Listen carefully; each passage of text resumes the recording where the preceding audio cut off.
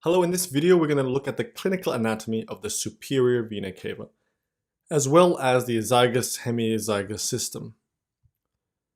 The superior vena cava is a valveless, thin-walled, low-pressure tube that drains deoxygenated blood from the upper half of the body, including the head, arms, and thoracic wall, into the right atrium of the heart.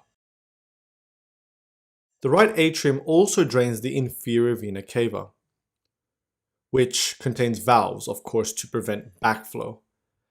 The superior vena cava drains blood from the upper body, but also drains blood from below the diaphragm via the azygous vein here. Taking a closer look at this area, the superior vena cava have three main tributaries. The first is the right and left brachiocephalic veins, which drain into and forms the superior vena cava. The superior vena cava then drains into the right atrium.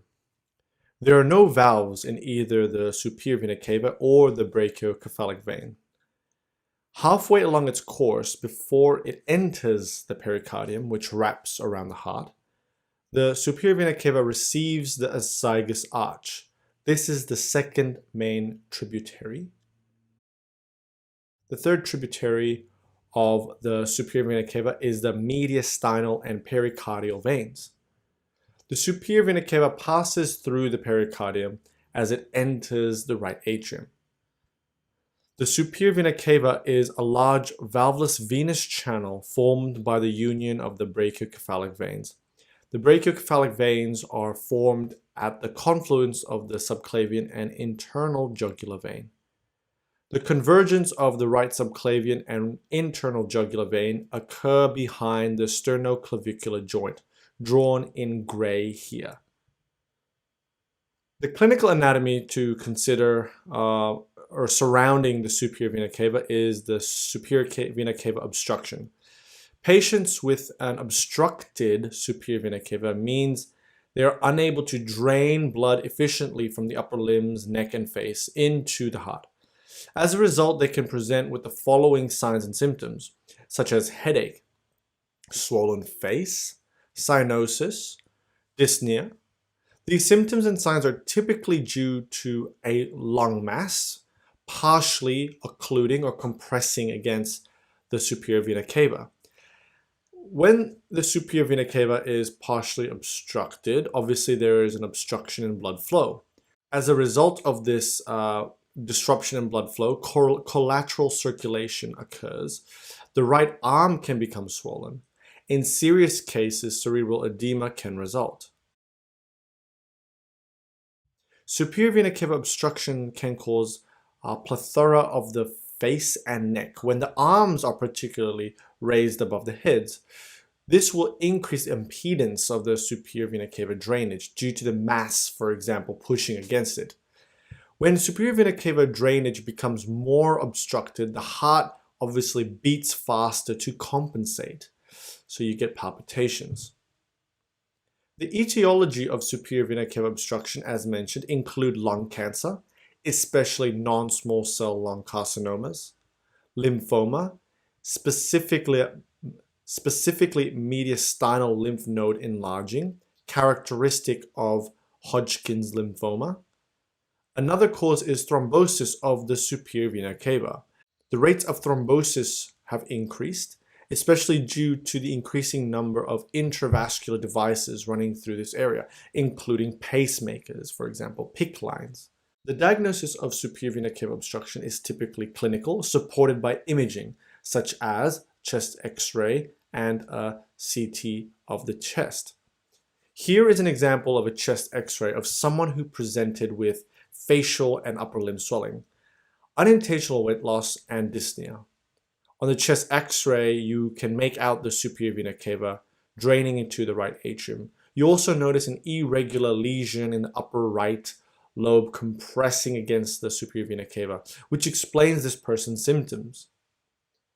With the CT chest, you are able to outline the superior vena cava and the irregular mass in more detail. This person likely has lung cancer causing superior vena cava obstruction. The management of superior vena cava obstruction can be divided into the acute management, which is where patients may be symptomatic, and then you have the definitive management, which typically involves some sort of procedure. The acute management is sitting the person up and giving them oxygen. Dexamethasone to reduce edema and swelling in the area also helps. The definitive management is a stent inserted to open up the superior vena cava vessel, allowing better return to the right atrium. Radiotherapy is used to reduce the size of a tumor or mass, if there is any, and this is for symptomatic relief. If it is a suspected malignancy that is causing the superior vena cava obstruction, a biopsy will be taken to confirm the type of cancer, and this is obviously followed by chemotherapy. One of the main tributaries of the superior vena cava is the azygous vein I mentioned earlier. The azygous vein forms the azygous-hemiazygous system. This system has two main functions. The first, the azygous-hemiazygous system provides an important collateral pathway in cases of inferior vena cava or superior vena cava obstruction. The second main function is that it drains venous blood from the thoracic wall and the upper lumbar regions. Here is the 12 thoracic vertebrae. The heart. The sternal angle is an imaginary line that crosses the T4 to T5 vertebral level. Here is the superior vena cava, which enters the right atrium. The azygous vein drains into the superior vena cava. The azygous vein is a connection between the superior vena cava and the inferior vena cava / right renal vein. The hilum of the kidney is situated at another imaginary line called the transpyloric plane, which is the lumbar 1 vertebral level. The azygous vein starts at the T12 to L2 vertebral level typically, and then drains up. The azygous vein ascends on the right side up to the level of T4, then passes anterior to form an arc, joining the superior vena cava. This is the azygous arc. The azygous vein drains the right 2nd to 11th right intercostal veins. The azygous vein is the continuation of the right ascending lumbar vein.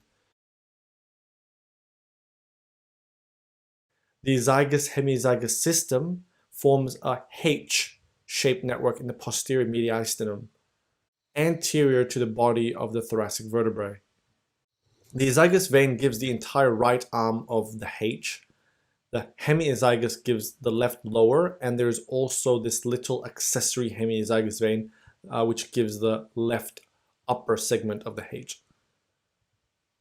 The accessory hemiazygous vein has more variations than the azygous and hemiazygous veins.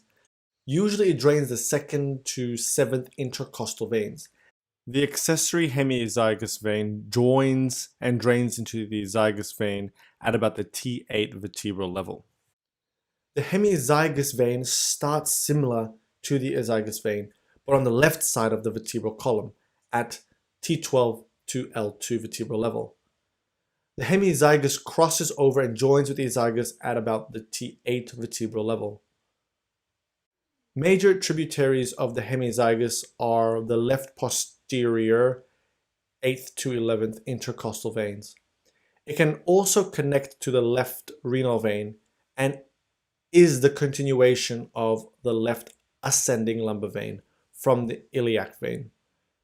I hope you enjoyed this video on superior vena cava and azygous hemiazygous vein clinical anatomy. Thank you for watching.